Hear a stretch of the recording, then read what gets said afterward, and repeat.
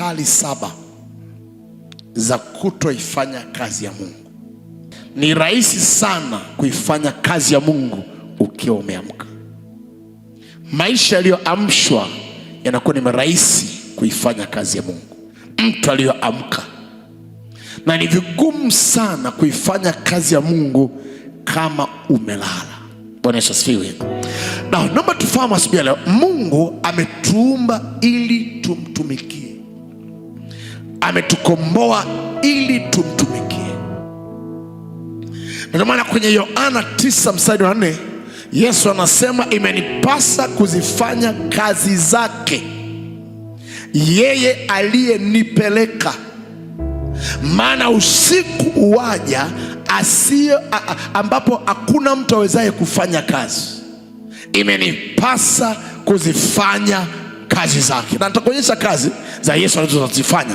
Kitabu cha Matendo ya Mitume sura 10 mstari wa 38 asema habari za Yesu Kristo, asema wa Nazareti, jinsi Mungu alivyomtia mafuta kwa Roho Mtakatifu na kwa nguvu, naye akazunguka huko na huko akitenda kazi njema. Yesu alifanya kazi njema. Kazi njema hizo ni zipi? Asema kuponya wote walioonewa na Ibilisi, kufanya kazi njema. So Mungu amekuumba, amekuokoa na amekutia mafuta kwenda kufanya kazi ya Mungu. Bwana Yesu asifiwe. So kama wewe unapaswa kufanya kazi ya Mungu, na unapaswa pia kuwa mzima kuifanya kazi yake, unapaswa kuwa na afya kuifanya kazi yake. Anasema imenipasa kuzifanya kazi zake, na kazi zake ni hizi: akazunguka huku na huko akifanya kazi njema ya kuponya. Kwenye kitabu cha Luka sura 8 mstari wa 1 na wa 2 asema baada ya mambo hayo alikuwa akizunguka katika miji na vijiji, akihubiri na kuitangaza habari njema ya ufalme wa Mungu, na wale thenashara walikuwa pamoja naye. Moja ya kazi ambayo Yesu aliifanya ni kuponya, lakini kazi nyingine ambayo Yesu aliifanya ni kutangaza habari njema za ufalme wa Mungu. Habari njema za ufalme wa Mungu. Nasikiliza, wokovu unakusaidia kwenda mbinguni, lakini habari njema za ufalme zinakusaidia kuishi vizuri hapa duniani. Habari njema za ufalme wa Mungu zinakusaidia kuishi vyema kwenye maisha hapa duniani. Sikiliza, unaweza kwenda mbinguni ukiwa umechoka, na unaweza kwenda mbinguni ukiwa vizuri. Bwana Yesu asifiwe. Unaweza kwenda mbinguni ukiwa umechoka, na ukaenda mbinguni ukiwa vizuri. Maandiko yanatuambia, yanatuonyesha watu wawili wanaenda mbinguni, Ibrahim na Lazaro. Lazaro alienda mbinguni hapa duniani, alikuwa maskini, alikuwa na vidonda, hakuwa na hela kutibu vidonda. Maandiko yanatuambia mbwa akawa anamlamba vile vidonda ili apone. Lakini Ibrahim, maandiko yanasema na Ibrahimu akafa akiwa na uzee mzuri, na Mungu amembariki katika mambo yote. Kwenye sura 13 maandiko yanasema na Ibrahimu alikuwa tajiri sana wa fedha, tajiri sana wa dhahabu, tajiri sana wa kila kitu wa mifugo. So Ibrahim alienda mbinguni akiwa tajiri. Akwenda na utajiri mbinguni, lakini alienda akiwa yuko tajiri, ametajirika. Lazaro akwenda na umaskini mbinguni, lakini duniani hapa cha mtema kuna likiona. Na habari za ufalme wa Mungu ambazo Yesu alikuwa anazifundisha ilikuwa ni habari za namna ya kuishi maisha ya ufalme hapa duniani. Ndio maana Yesu anasema, napoomba ombeni ufalme wako uje duniani na mapenzi yako yafanyike duniani kama mbinguni. mapenzi yako yafanyike duniani kama mbinguni. Yaani ukiujua ufalme wa Mungu, kuna namna maisha yatabadilika. Kwa nini? Utaishi maisha ya mbingu hapa duniani. So utaenda mbinguni ukiwa umeneemeka kwenye kila eneo, utakuwa hujachoka. Ndio maana Yesu alikuwa na hubiri hizo habari. Kwa nini? Kwa sababu kwenye ufalme wa Mungu kuna michakato, kuna mifumo. Kwenye ufalme wa Mungu kuna wafalme. Anasema Mungu aketi katikati ya wafalme. Akitamka kwenye kitabu cha Zaburi sura 82, anasema Bwana, anasema Mungu aketi mbele ya wafalme, katikati ya miungu, akihukumu, akisema hata lini? Angalia mstari wa pili, anasema hata lini mtahukumu kwa dhuluma na kuzikubali nyuso za wabaya? Mstari wa tatu, angalia, anasema mfanyeni hukumu maskini na yatima, huo uwezo mnao. Anasema mtendeni haki aliyoonewa na fukara, huo uwezo mnao. Kwa nini? Angalia mstari wa 4, anasema mwokoeni maskini na mhitaji. So mtu anayeokoa maskini na mhitaji, yeye sio maskini na mhitaji, sawa? Anayeokoa mfukara, anayemwokoa, anza mstari wa 3, huyu mtu sio maskini. Anayefanyia maskini hukumu na yatima, yeye sio maskini, yeye sio yatima. Kuna namna fulani huyu mtu wazazi wake wanaishi maisha marefu. Anasema mtendeni haki aliyoonewa na fukara, yeye hawezi akaonewa. Kwa nini? Uwezo kutoonewa uko ndani yake. Uwezo wa kutoonewa upo ndani yake. Angalia mstari wa 4, anasema mwokoeni maskini na mhitaji, maana kama yeye sio mhitaji. Angalia mstari wa 5, anasema hawajui wala wafahamu. Kwa nini wao pia wamekuwa maskini? Ni kwa sababu hawajui wala wafahamu. Watu wanatembea gizani, misingi yote ya nchi imetikisika. Mstari wa 6 nao soma pamoja, 1, 2, 3. Mimi nimesema ndinyi miungu na wana wa aliye juu nyote pia. Ninyi ni miungu na wana wa aliye juu nyote pia. Na kwenye kitabu cha Yohana sura 10 anasema kama aliwaita miungu wale aliowaambia ninyi ni miungu, basi maandiko hayawezi katanguka. Aliwaita miungu. So ufalme wa Mungu ni ufalme wa watu ambao maisha yao ni ya tofauti.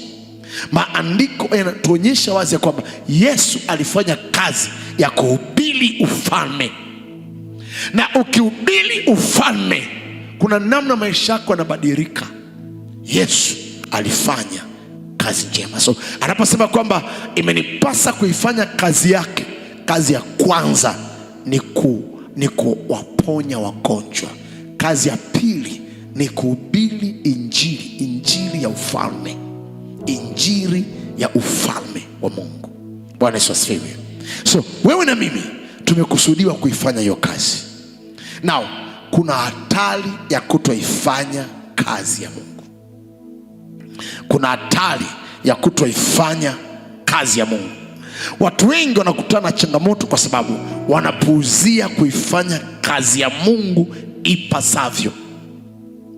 Wengine wanaacha majukumu yao, wengine wanakuwa wavivu, na wengine wanapoteza muda wao kwa mambo yasiyo na faida. Anasema kwa nini kununua kwa fedha kitu kisichokuwa cha maana? Wengine wanasumbuka kwenye mambo ambayo hayana faida. Na katika maisha kila siku, katika kila familia, katika kila kazi, katika kila biashara, kutochukua wajibu wa kufanya kazi kunaweza kukaleta hatari nyingi. Imagine mlinzi achukui wajibu wake wa kuwa mlinzi, afanye kazi ya ulinzi, utakuwa kwenye hatari. Imagine mfanyakazi asichukue wajibu wake. Kinacholeta uimara wa ufalme ni pale kila mmoja anapochukua wajibu wake. The unfortunate ni kwamba watu wengi wanawajibika sana kwenye mambo yao, wanaita mambo yao, na wameacha kazi iliyowaleta duniani. Watu wengi wanahangaika sana na wanachoita kazi yao. Yesu asemi kwamba imenipasa kufanya kazi yangu, anasema imenipasa kufanya kazi yake yeye aliyonipeleka. Kuja kwako duniani ukujileta, kuja kwako duniani umepelekwa, umeletwa. Wewe na mimi tumeletwa duniani, na tumeletwa duniani kwa assignment maalum. Tumeletwa duniani kwa kazi maalum. Tuko hapa kuifanya kazi maalum. Watu wengi wamekuwa wazembe kwenye kazi za Mungu, wamekuwa wazembe kuhudumia kazi ambayo Mungu amewaandika. Bwana Yesu asifiwe. Kwenye kitabu cha Yeremia sura ya 48 mstari wa 10, naomba tusome kwa pamoja. Yeremia sura ya 48 na ule mstari wa 10. Naomba tusome kwa pamoja, 1, 2, let's go. Na alaniwe mtu yule aifanyaye kazi ya Bwana kwa ulegevu, na alaniwe auzuiaye upanga wake usimwage damu. Alaniwe maana yake ni kwamba analaana, yaani kwamba laana hazitakosa kumfikia. Nasikiliza, laana zinatafuta mahali pa kutua. Kwenye kitabu cha Mithali 26 mstari wa kwanza na wa pili, I think asema kwamba kama vile mbayowayo katika kupapatika kwake, kadhalika laana isiyo na sababu. Mstari wa pili, okay, asema kama shomoro katika kutangatanga kwake, na kama mbayowayo katika kuruka kwake, kadhalika laana isiyo na sababu haimpigi mtu. Haleluya. Ukisoma tafsiri ya NLT asema kwamba laana isiyo na sababu haiwezi kalandi on someone. Haleluya. Asema like a fluttering sparrow or a darting swallow, undeserved curse will not land on its intended victim. Bwana Yesu asifiwe. NLT asema kwamba laana isiyo na sababu, so curse inatafuta mahali pa kulandi, landing area. Na moja ya landing area ya laana ni pale mtu anapofanya kazi kwa mikono milegevu. Mtu anayefanya kazi kwa mikono milegevu hahitaji mtu amwambie umelaaniwa wewe. Maandiko yanasema kwamba anafungulia mlango wa laana kutua kwake. Maanake ni hii: unapomtumikia Mungu, unapoifanya kazi ya Mungu, unaziba uwanja. Nothing can land on you. Unapomtumikia Mungu, unapoifanya kazi ya Mungu, unaziba uwanja, unaziba a landing area, unaziba mahali pa kutua. Yani wewe unakuwa ni no go area for a curse. Asema mtu anayefanya kazi ya Mungu kwa ulegevu. Na ulegevu maana yake nini? Yani kama bidii yako kwenye kazi hailingani na bidii yako kwenye utumishi, huo ni ulegevu. Unavyojitoa kwenye mambo yako binafsi sio sawa na unavyojitoa kwenye kazi ya Mungu. Maandiko yanasema huo ni ulegevu, na unaifanya kazi ya Mungu kwa mikono milegevu. Na Mungu alituleta duniani ili tumtumikie, na tumtumikie kwa bidii, sio kwa ulegevu, kwa bidii. Kazi ya Mungu ni kazi, inahitaji bidii. Kazi ya Mungu ni kazi, inahitaji akili. Kazi ya Mungu ni kazi, inahitaji kujitoa. So kama mtoto wa Mungu unapaswa kuifanya kazi yake, na hili likiwa kichwani mwako kwamba kazi yake ni kazi, nahitaji kuifanya kwa moyo wote. Na watu wengi wamefanya kazi ya Mungu kwa mikono milegevu, na mwisho wa siku wamekutana na hatari. Ziko hatari za kutoifanya kazi yake. Nasikiliza hili, chochote Mungu anachokuagiza sio ombi, ni amri. Mungu hatuombi. God commands us. Every word of God to us is a command. Kila neno la Mungu kwetu ni amri, sio hiari, sio ombi. Mungu hatuombi tumtumikie, Mungu anatuagiza tumtumikie. Mungu atubembelezi tumtumikie. Mungu ametuamuru tumtumikie. He has commanded us to serve him. Tulipotoka kwenye nchi ya Misri, tulipotoka utumwani, kwenye utumwa wa magonjwa, kwenye utumwa wa sintofahamu, Mungu ametupatia kazi ya kumtumikia. Nasikiliza, kitakacholeta umaana wa kazi unayoifanya ni kazi ya Mungu unayoifanya. Kumtumikia Mungu kunaleta umaana kwenye kazi yako unayoifanya. Bwana Yesu asifiwe. Now, nini hatari ya kutofanya kazi ya Mungu? Namba moja, hatari ya umaskini. The danger of poverty. Asiyemtumikia Mungu kwa dhati yuko hatarini kwa maskini. Yuko hatarini kwa maskini. Na umaskini sio matokeo ya kutokuwa na hela. Umaskini ni matokeo ya kutokuwa na baraka. Umaskini sio upungufu wa hela mkononi. Umaskini ni upungufu wa baraka maishani. Ni upungufu wa baraka maishani. Kupungukiwa baraka kunazalisha umaskini, na utumishi unazalisha baraka. Kitabu cha Mithali sura 10:22 anasema kwamba baraka ya Bwana hutajirisha na ichanganye na huzuni.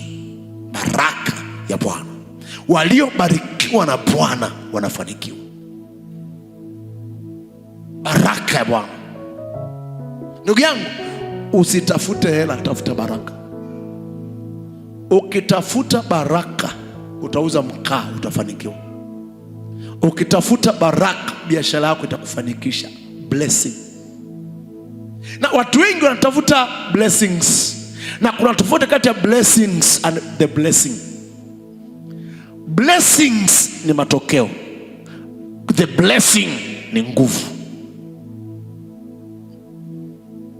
Unapomtumikia Mungu anakupatia nguvu ya kufanikiwa. Kitabu cha Kumbukumbu 8:18, utamkumbuka Bwana Mungu wako, maana ndiye akupaye nguvu ya kupata utajiri. Hiyo nguvu ni nguvu ya baraka. Ndiye akupaye nguvu ya kupata utajiri, ili alifanya imara agano lake alio baba zenu hata leo. Nguvu ya kupata nini? Utajiri. Utajiri imeandikwa pale, unajua hiyo ni utajiri. Unaelewa hii? Akupaye nini? Nguvu za kupata utajiri. Kila mmoja angalia hapa, naomba zingatia. Ndiye akupaye nini? Nguvu za kupata utajiri. So kumbe utajiri sio tu hela. Maandiko yaseme kwamba ndiye akupaye hela za kuwa tajiri. Unaweza kawa na hela na bado ni maskini. Kitabu cha Ufunuo sura 3 anasema umejigamba kwamba una hela, una kila kitu, lakini hujui kwamba ni maskini, tena uko uchi, tena una uwezo. Anasema ingekuwa heri kwako ungetafuta kwangu fedha yenye maana. So Mungu hataki tuhangaike kupata utajiri, anataka tumkumbuke, atupe nguvu ya utajiri. Maana maandiko yanasema nitakutia nguvu ili upate mema, nami nitawalazimisha adui zako wenye nguvu kukushinda wakuinamie siku ya taabu. Angalia Ufunuo 3:17, asema kwa kuwa wasema mimi ni tajiri, nimejitajirisha, wala sina haja ya kitu, nawe ujui ya kuwa wewe umnyonge na mwenye mashaka na ni maskini na kipofu na uchi. Ujui. Wengi wanadhani utajiri sio tu hela. Utajiri ni nguvu ya kupata hela. Utajiri ni nguvu ya kupata kibali. Utajiri ni nguvu ya kupata mema. Utajiri ni nguvu ya kupata ushindi.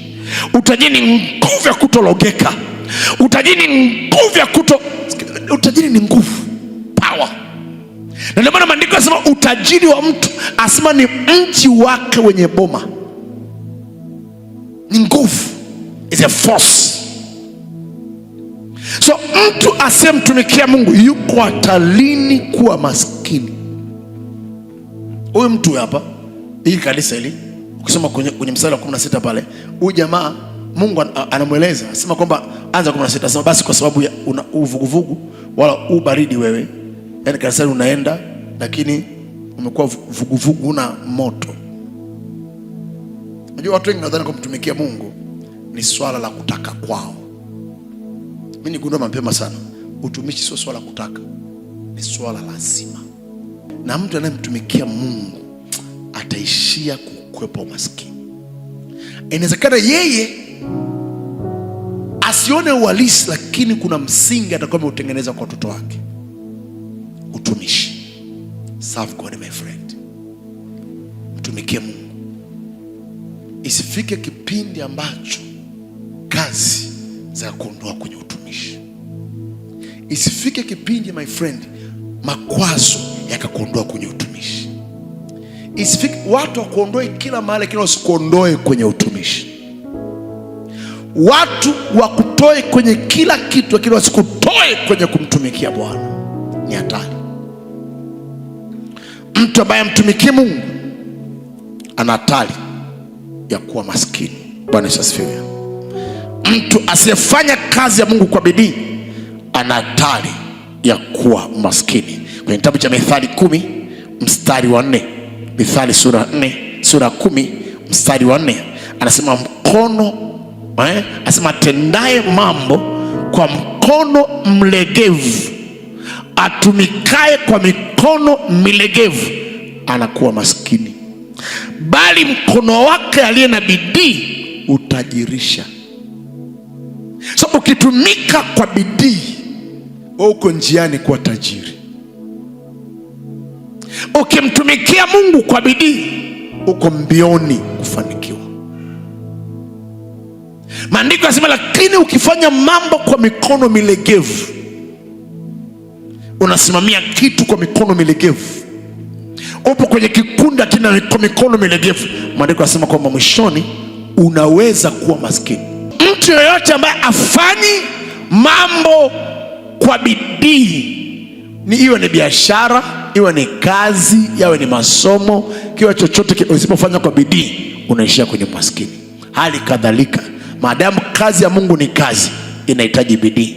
Usipofanya kwa bidii, unakuwa maskini. Haitakuwa fungu lako kwa jina la Yesu. Nasema haitakuwa fungu lako kwa jina la Yesu. Sema kwa jina la Yesu, nitafanya kazi kwa bidii. Nitafanya kazi kwa bidii.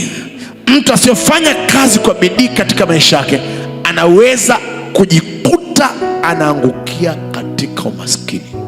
Kwa nini? Mtu anaweza kauliza, kwa nini watu wengi wanapoteza nafasi nzuri ya kufanikiwa? Namba moja ni kwa sababu hawafanyi kazi kwa bidii, hawajitumi na wala wanawategemea wengine kutimiza majukumu yao. Watu wengi wanaishia kuwa maskini, pamoja kwamba wana kazi, pamoja kwamba wana utumishi, kwa sababu wanafanya utumishi kwa mikono milegevu, hawajitumi na wanawategea wengine. Maisha yanahitaji juhudi na kujituma, yanahitaji bidii, yanahitaji kujiona kwamba unatakiwa kuifanya kazi, vinginevyo haitafanyika. Nini hatari ya kutoifanya kazi ya Mungu? Namba 2, utapoteza fursa.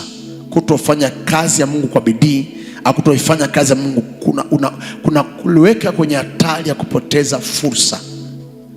Moja ya fursa kubwa ambayo Mungu amekupatia ni kutumika. Kwenye maandiko tunaona Mungu anapotaka kumheshimu mtu, anampatia fursa ya kutumika. Bwana Yesu asifiwe. Mungu anapotaka kumtukuza mtu, atampatia fursa ya kutumika. Utumishi ni fursa kutoka kwa Mungu. Usipoizingatia unaweza ukaipoteza. Na hii ni fursa ya kufanikiwa, ni fursa ya kuendelea, ni fursa ya kusonga mbele kwenye maisha. Utumishi ni fursa. So Usipoifanya kazi ya Mungu unapoteza fursa. Kwa nini? Kwenye utumishi utapata fursa ya kuwajua watu wengine. Nimegundua utumishi unakuexpose kwa watu. Utumishi unakufanya uaminike. Unapoteza fursa ya kuaminika usipotumika. Unapoteza fursa ya kutoendelea usipotumika. Unapoteza fursa ya kueleweka usipotumika. Shangazi, watu hawakuelewi.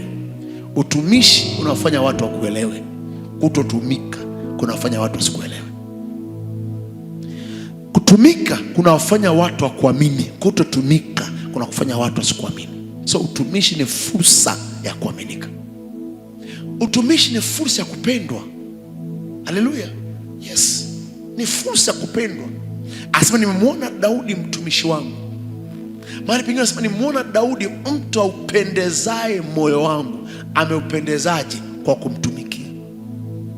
Utumishi ni fursa ya kumpendeza Mungu na ni fursa ya kuwapendeza watu. Mtu asiyetumika hapendezi, bila kujali anachokivaa, bila kujali amepaka nini usoni. Utumishi unapendezesha watumishi. Utumishi, unapoanza kutumika, unaanza kuwaka, unaanza kung'aa, unaanza kubeba utukufu wa Mungu, unaanza kuwa na uzuri wa Bwana, unaanza kupendeza. Kutumika kuna beautify maisha. Kutotumika kuna haribu, kunafanya maisha yawe mabaya. Ukitaka kujua mtu ambaye Mungu amependezesha maisha yake kwa utumishi, niangalie mimi. God has beautified my life. Nakumbuka wakati tuko wadogo tunakuwa kwenye wokovu, mimi nilikuwa kwenye mapambo. Niliingia kwenye kwaya sikuiweza, so nikama kwenda zangu kwenye mapambo. But nakumbuka kila tukimaliza ile ibada ya mambo kupamba, mama yetu angekuja na kutuombea, mmependezesha nyumba ya Bwana, Mungu akayapendezesha maisha yenu. Mmependezesha madhabahu, Mungu ayapendezesha maisha yenu. Ungeona picha zangu za kipindi kile ndio ungejua kwamba Mungu amenipendezesha. God has beautified my life. Maisha ya utumishi yanapendezesha maisha. Sikiliza, haupendezi kwa sababu una sura nzuri, haupendezi kwa sababu umevaa manguo mazuri. Unapendeza kwa sababu Mungu amekuridhia. Mungu akikuridhia, my friend, unaweza kuvaa nguo ile ile. Unaweza kawa mtu fulani wa nyuma, lakini Mungu akikuridhia huwezi ukabaki nyuma. Daudi alikuwa anampenda Mungu kwa moyo wake.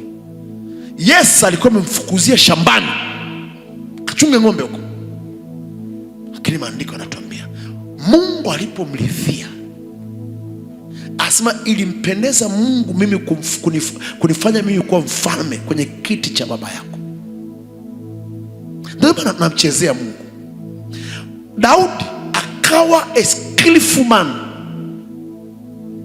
Alikuwa ni mtu mtaalamu. Mungu akikuridhia, chochote unachokifanya kinaanza kuwa na substance. Na natamani mtu fulani elewe asubuhi ya leo, Mungu akikuridhia kila kitu kinapendeza.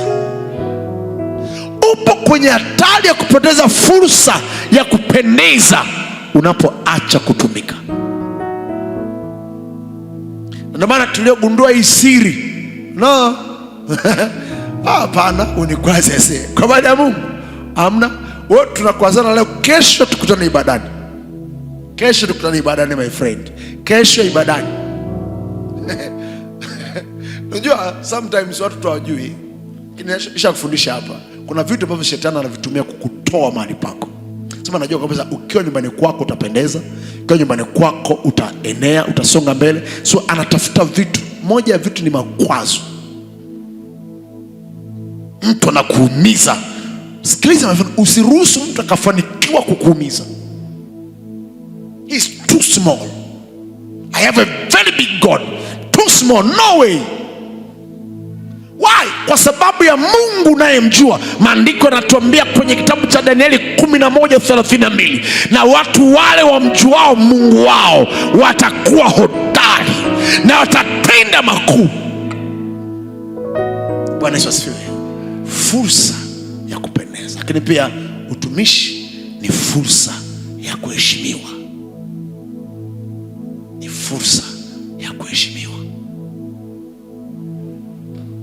Mungu akitaka kumheshimu mtu atampatia fursa ya kutumika, na Mungu akitaka kumwaibisha mtu anamnyang'anya fursa ya kutumika. Do you know Mungu anaweza kukunyang'anya nafasi ya kutumika. Do you know that? Unajua yes.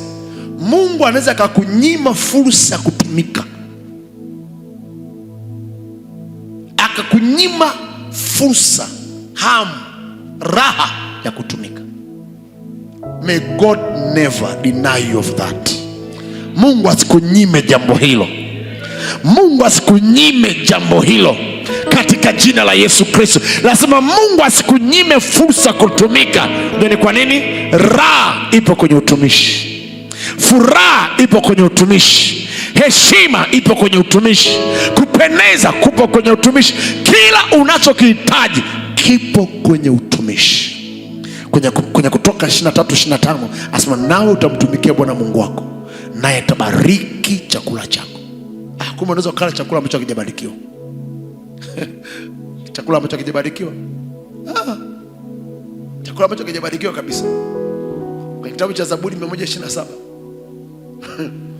asema kwamba Bwana asipojenga nyumba, wajengao wafanya kazi bure, na Bwana asipolinda mji, walindao wafanya kazi bure. Asema kazi yenu ninyi ni bure, mnaoamka asubuhi na kwenda kufanya kazi ya mateso, asa na kukawia kwenda kulala na kula chakula cha taabu, kwa sababu yeye humpa mpenzi wake tu usingizi, na kula chakula cha taabu. Hiki ndio chakula kile ambacho Mungu alimwambia Adamu, kwa jasho lako utakula. Yaani wewe ili ujenge nyumba, usile nyama miaka 3, utajenga. Ukijaribu kula tu nyama siku 2, maisha yaendi. Na kula chakula cha taabu. So kumbe kuna chakula kilichobarikiwa na chakula cha taabu. Chakula kilichobarikiwa ni kile chakula ambacho uhangaiki kukipata, uteseki kukipata, kwa sababu wewe ni mbarikiwa wa Bwana. Asema utazaa kwa taabu, au utahangaika kupata matokeo. Why? Unamtumikia Mungu. Ukimtumikia Mungu unapata fursa ya kuheshimiwa. Hakuna heshima kwenye njaa, hakuna heshima kwenye kuombaomba. Anasema sasa Bwana amenifuta kwenye kazi, kulima sijui, na kuomba naona aibu. So kumbe kuombaomba kuna aibu. So unapomtumikia Mungu anakuondoa kwenye maisha ya kuombaomba. No, Mungu wetu sisi ni mmoja. Aliyempatia yule ndiye mwenye nguvu ya kunipatia mimi. Kuombaomba, tabia kuombaomba inakufa. Why? Anakupatia mahitaji yako na anakupa moyo wa kuridhika. Utaua pamoja na kuridhika, una thawabu kubwa, kwa sababu hatukuja na kitu duniani wala hatutaondoka nacho. Tukipata mavazi ya kuvaa na chakula tutaridhika na vitu hivyo. Come on. So Mungu akubariki tu chakula, anakupatia pia moyo wa kuridhika. Nasikiliza, moja ya zawadi kubwa kwenye maisha ni kuridhika. Kuridhika. Ndio kwa nini hatuhangaiki? Tumeridhika. Hapana, tumeridhika sasa. Sisi tumeridhika. Tumeridhika na yale ambayo Mungu anatutendea. Ndio maana hatuhangaishi watu. Mungu alichotupa kinatosha, alichotupatia kinatosha. So utumishi unakupatia fursa ya kuheshimika. Maandiko yanatuambia mtu akinitumikia na anifuate, mahali pale nipo na mtumishi wangu atakapokuwepo, na mtu akinitumikia, Baba atamheshimu, Baba atamheshimu, Baba atamheshimu. Mtu akinitumikia. So utumishi unakupa fursa ya kuheshimiwa. So unakaa mtaani kwako na watu wanakuheshimu. People respect you. Watu wanakuheshimu. Yohana 12:26, watu wanakuheshimu. So kumbe utumishi unaweza kukuondoa kwenye kundi la kukosewa adabu. Wewe ni mkubwa, watoto wanakukosea adabu. No, sio baada ya kwanza kumtumikia Mungu kwa heshima. Sio baada ya kumtumikia Mungu kwa juhudi. Ukimtumikia Mungu kwa bidii, watu watalazimika kukuheshimu.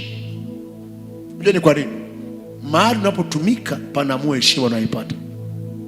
Ukimtumikia rais utaheshimiwa tu na wabunge, utaheshimiwa tu na mawaziri.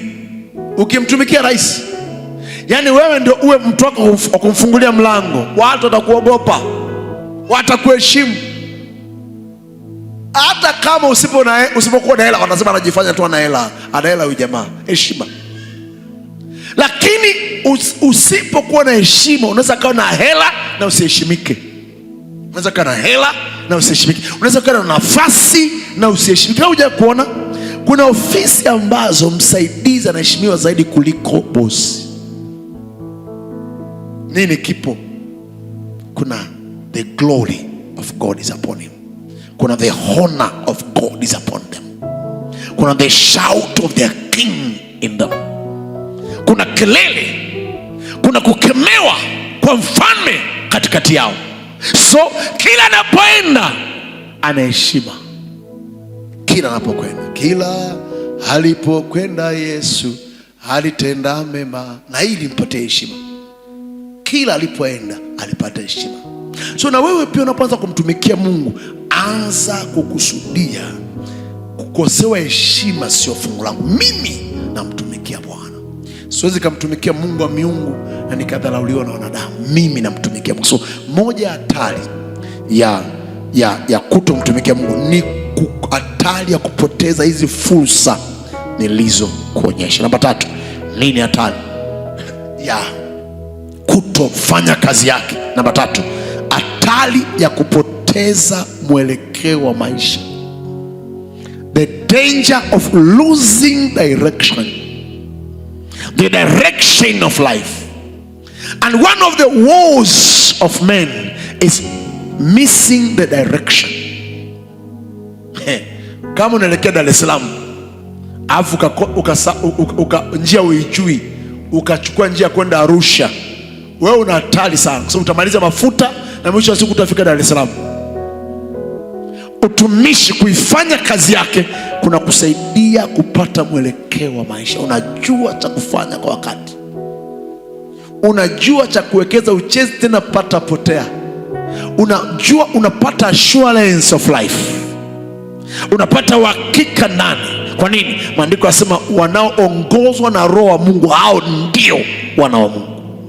Na mtumwa umcha bwana wake, na mtoto umtumikia bwana wake, baba yake. Asema kama mimi ni baba yenu, hofu yangu iko wapi?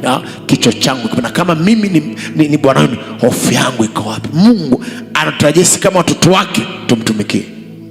Na kama watoto tunapaswa kuwa na uongozi wa kiungu. So moja ya hatari ya kutofanya kazi yake ni kupoteza mwelekeo wa maisha. Mithali 14 mstari wa 23. Mithali sura ya 4 na ule mstari wa 23. Mwelekeo wa maisha utakusaidia kuwa na nidhamu kwenye mambo. Sasa linda moyo wako kuliko vyote uvili. Na 14 tafadhali mstari wa 23. Mithali 14 mstari wa 23. Anasema katika kila kazi mna faida, bali maneno ya midomo huleta hasara tu. Kwenye kila kazi kuna faida. So moja ya faida ya kumtumikia Mungu au kufanya kazi yake ni kupata mwelekeo sahihi wa maisha yako. Bwana asifiwe. Kazi ya Mungu inakusaidiaje kuwa na mwelekeo? Namba 1, kazi ya Mungu itakusaidia kuwa na nidhamu. Kuna namna ambavyo utafanya vitu, kuna vitu ambavyo hutavifanya kwa sababu unamtumikia Mungu. Kazi ya Mungu itakupatia nidhamu. Namba 2, kazi ya Mungu itakupatia malengo, itakusaidia kuwa na malengo kwenye mambo. Hutafanya tu vitu, utafanya vitu kwa lengo. You have a target of issues. Utakuwa na malengo. Namba 3, kazi yake itakupatia mpangilio wa maisha. Nini uanze, nini kifuate na nini umalize. Wanamtumikia Mungu wana mwelekeo wa maisha, yani wanakuwa na nidhamu ya mambo, wanakuwa na malengo na wanakuwa na mpangilio wa maisha. Mtu ambaye mtumiki Mungu hana hivi vyote. Nidhamu ni ile hali ya kutofanya kila kitu. Kuna mambo huwezi kufanya kwa sababu ya kazi unaifanya. Utumishi utakunyima baadhi ya mambo ya kuyafanya, na huko kunyima kuna kusaidia kwenda, sababu inakutengenezea self discipline, nidhamu binafsi. Kuna mambo utasema sitaweza kuyafanya, na kwa kujizoeza hivyo utajikuta kwamba unaanza kutengeneza nidhamu ya kufanikiwa. Kuna mahali utaenda, kuna mahali utaelekea. Bwana Yesu asifiwe. Ninakuombea kuanzia leo maisha yako yawe na nidhamu, maisha yako yawe na malengo, na maisha yako yawe na mpangilio unaoeleweka. Kuanzia leo pata mwelekeo kwenye maisha katika jina la Yesu. Nasema pata mwelekeo kwenye maisha katika jina la Yesu. Na nawezaje kukwepa hizi hatari za kutomtumikia Mungu? Namba 1, amua kutoka ndani. Fanya maamuzi ya kumtumikia Mungu. Fanya maamuzi ya kuifanya kazi yake. Nawezaje kukwepa? Fanya maamuzi ya kuifanya kazi yake. Bwana Yesu asifiwe. Fanya maamuzi ya kuifanya kazi yake. Namba 2, jizungushie. Na utumishi ni matokeo ya maamuzi. Yoshua anasema, amweni siku ya leo nani nitakayemtumikia. Je, mtamtumikia Baali au Mungu yule wa ng'ambo wa milima? Lakini mimi na watoto wangu tutamtumikia Bwana. It is a decision. Utumishi sio swala la karama. Kama ukaka na karama ya kutumika, hapana, ameamua kutumika. Unasema mchungaji, baba jamani anajitahidi, ana karama. Mimi sina karama. Mimi na karama ya maamuzi. Nimeamua. Mimi nimeamua. Alibariki asinibariki, mimi nimeamua. Yani niumie nisiumie, mimi nimeamua. Mimi nimeamua. Unajua mimi nimeamua. Yani mimi nimeamua. Kipenga kilipopiga pia nikaamua. Mpaka leo, mpaka nitakapoondoka duniani, I will serve him. Mimi nitamtumikia. Na ninajua inalipa. It pays. Serving God pays. Kumtumikia Mungu kunalipa. Kuna kupatia amani ambayo huwezi kuipata kwa kunywa pombe. Inakupatia amani ambayo huwezi kuipata kwa kwenda club. Inakupatia amani ambayo huwezi kuipata kwa kuvuta sigara. Inakupatia amani mustarehe. Amani mustarehe. Kuanzia leo amua kumtumikia Mungu. Nasema amua kumtumikia Mungu. Amua kumtumikia. Namba 2, nimesema jizungushie na watu walioamua kumtumikia Mungu. Nawezaje kuepuka hatari? Namba 1, fanya maamuzi. Namba 2, jizungushie kwa maksudi watu ambao hawadharau, hawachezi na utumishi, hawachezi na Mungu, hawachezi. Yani wao utumishi ni serious. Ukijizungushia na watu ambao utumishi kwao ni option, you be the next person to be an optional servant of God. Ukijizungushia watu ambao wao utumishi wao ni mpaka wajisikie, mpaka wapate matatizo. Kuna watu ambao wanamtumikia Mungu toka na matatizo. Kuna mtu mmoja Kigoma, nilichunga kanisa la Kigoma mwaka fulani. Kuna mtu hata onekana kanisa, ukianza kumuona kuna wakati utamwona yuko na tenzi. Anakuja asubuhi, nani yuko huko anaimba tenzi? Sema yule mama yule. Atakuja leo, atakuja kuona siku ya pili, siku ya tatu, baba napitia magumu sana.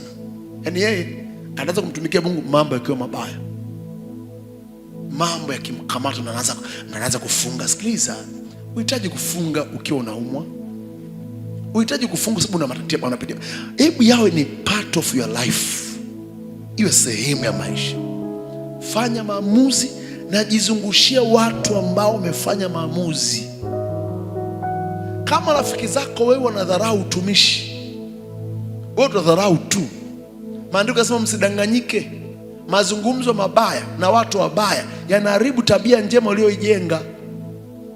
Kuna tabia ulishajenga, kuna msimamo ulishajenga, lakini maadamu kwamba ulionaye anadharau utumishi, you be the next. Mabinti ambao mjaolewa, kina kaka ambao mjaoa hapa, be very careful mke unayemchagua. Be very careful na mume unayemchagua. Sifa yangu ya kwanza kwa mke nilikuwa namhitaji ilikuwa ni moyo wake kwa Bwana, moyo wake kwa Mungu. Always jizungushie watu wenye moto kwa ajili ya Bwana. Jizungushie watu wenye njaa kwa ajili ya Bwana, na wewe utakuwa na njaa kwa ajili ya Bwana. Bwana Yesu asifiwe. Namba 3, nini nifanye niweze kuepuka hatari ya kutomtumikia Mungu? Mara zote jikumbushe faida za utumishi. Jikumbushe faida za utumishi. Jikumbushe Mungu anachosema kwa habari ya utumishi. Jikumbushe fursa za utumishi. Jikumbushe nafasi ambazo Mungu anawapatia utumishi. Jikumbushe, remind yourself. Nimegundua the more you remind yourself, the more you continue believing on it. Jikumbushe, mara zote jikumbushe. Unapata nini ukimtumikia? Petro alimuuliza Yesu, tumeacha kila kitu, tutapata nini? Yesu akamwambia, utapata mara 100 hapa, na katika ufalme ujao uzima wa milele. Mara 100 hapa, yani yale uliyoacha mara 100. Ukimtumikia Mungu hapo unapata mara ngapi? Mara 100. Sema Bwana. Petro akaanza kumwambia, tazama, sisi tumeacha vyote tukatafuta tukakufuata wewe, tutapata nini? Na tutapata nini? Yesu akamwambia, hapa duniani, Yesu akamwambia, amina nawaambieni, hakuna mtu aliacha nyumba, aliacha ndugu waume na ndugu wa kike, aliacha mama, aliacha baba, aliacha watoto na au mashamba kwa ajili yangu na kwa ajili ya Injili. Mstari wa 30, angalia, anasema ila atapewa mara ngapi? Mara 100 sasa wakati huu, na nyumba na ndugu wa ume na ndugu wa kike na mama na watoto na mashamba pamoja na udhia, na katika ulimwengu ujao uzima wa milele. Kumbuka baraka alizokupatia, kumbuka alichokuahidi. So unataka kuepuka haya, jikumbushe mambo ambayo Mungu amekuambia mara kwa mara, mara kwa mara. Kini cha 4, nataka uepuke, chukua hatua, anza kutumika. Rudi kwenye utumishi. Kama uko kwenye utumishi, anza kutumika, anza kuifanya kazi yake. Kazi zake ni zipi? Hubiri Injili, ombea kanisa, vuna nafsi, toa sadaka. Hizi ni kazi za ufalme. Unapofanya hivyo, maisha yako yanaanza kustawi, maisha yako yanaanza kusonga, unaanza kupata mema, unaanza kupata fursa ya kuheshimika, unaanza kupata fursa ya kuaminika, unaanza kupata fursa ya kupendeza, unaanza kuwa ni mtu ambaye sio wa kawaida. Yaani watumishi wa Mungu wanafanya vitu vidogo, matokeo makubwa.